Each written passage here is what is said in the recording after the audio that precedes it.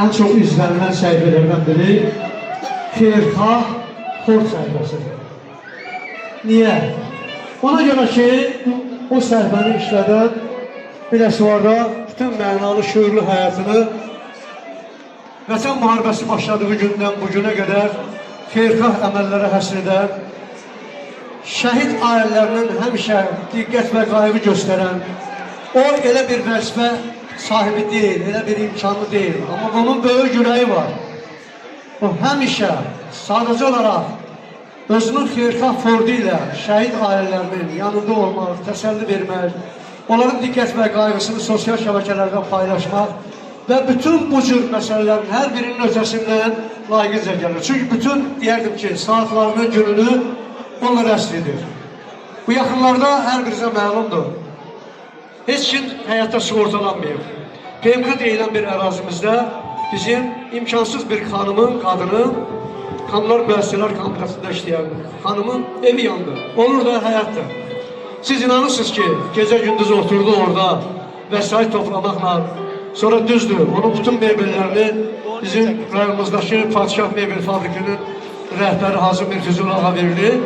Və rayonumuzda xeyirxah insanlar çoxdur. Lakin bütün bunları bir araya getirmək, onları cəmləşdirib, xeyirxah bir iş görmək məhz Vüsallıqdır. Bugün ziyafətimizdədir. Gəlin Vüsal Mustafayevi dəvət edək. Onun o ürəkdən gələn pafoslu çıxışları ki var, özünə məxsus. İkinci bir adam təkrar edə bilmir. Vüsal, hoş gördük. Çok sağ ol, salamat müəllim. Təşəkkür edirəm, var olasan deyirəm. Əziz dəyərli qəhrəmanlar diyarı bilən suallar. Hamınızı salamlayıram. Burada olan qonaqlardan salam olsun deyirəm. Bir də burada oturan qonaqlardan xahiş edirəm. Qəhrəmanlar diyarı bilən sualımızı bir gürültülü alqışlayalım. Gürültülü! Hər salam əlləriniz var olsun. Salamat müəllim, getmə, gəbəri. Sən həqiqətən də gözəl, dəyərli bir aparıcısan, sənətkarsan. Çünki her bir toyda ilk önce başımızın tacı olan torpaq altında yatıp bizler için rahat, serbest azadlığımızı bizlere qaytaran şehitlerimizi bir dəqiqəni bütün olarak bir dəqiqəni yad edirsən. Ona göre çok sağ ol, var ol deyirəm. Allah sizi değerli bir insan kimi sizə təşəkkürümü bildirəm. Var olasan. Əlbəttə biləsi var, qəhrəmanlar diyarıdır.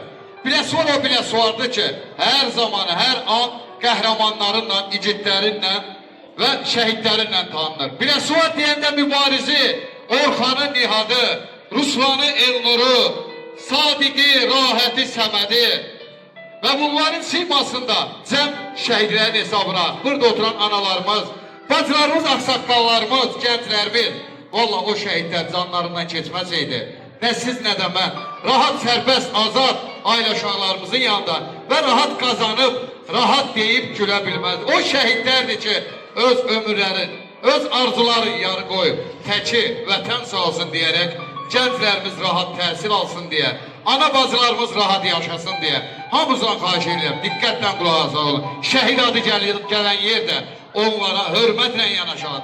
Şəhid anası, şəhid atası görəndə hər zaman qarşılarında baş əyir. Çünki o şəhid analardır ki, eləsinin evin yeganə övladı. Təki vətən sağ olsun deyərək vətən uğrunda qurban verdi. Burada oturan analarımız, bacılarımız, axsaqqallarımız hamımızdan xahiş edirəm.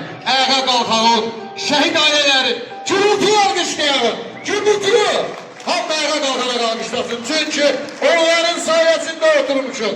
Rahat deyirik, gülürük, oynayırıq. O şəhidlərə boyuyuq. 2020-ci il üstündən 6 il keçib, zaman keçsə də o şəhidləri yaddan çıxartmayalım. Əlçalan əlləriniz var olsun. Şəhidlərimizlə də bahəm, bədənin müəyyən hissəsini vətən uğrunda qurban verib, gecəni səhərə qədər sızıltı ilə açan qazilərimiz var.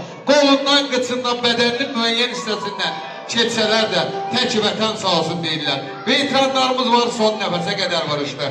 Və əskərindən zabitinə kimi üç rəyli bayraq altında vətəni sevə-sevə əldə silah, şərəfsiz erməniləri torpağımıza bırakmadan sizləri bizləri qoruyurlar.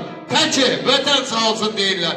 Dəyərli analarımız, bacılarımız və burada oturan qonaqlarımız, dediyim insanları bir gürültülü, yorulmadan alqışlayaq, ne bunları? Yorulmadan, gürültülü, el çalan əlləriniz var olsun. Bəyimiz Amin qardaşımız, sənə uzun ömür, can sağlığı arzu edirəm. Xahiş edirəm, gələsən bura. Çünkü sen həqiqətən bizim değerli kardeşimizsən. Amin mümin kardeşler.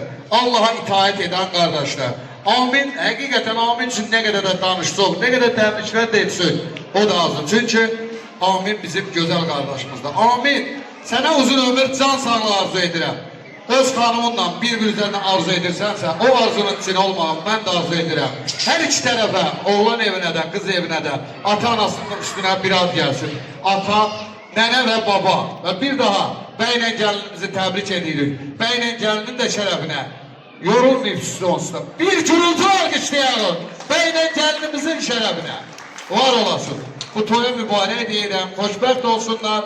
Allah sizlere var olun. Var eylesin diyelim. Değerli muskantlar Allah sizde var eylesin. Var olasın.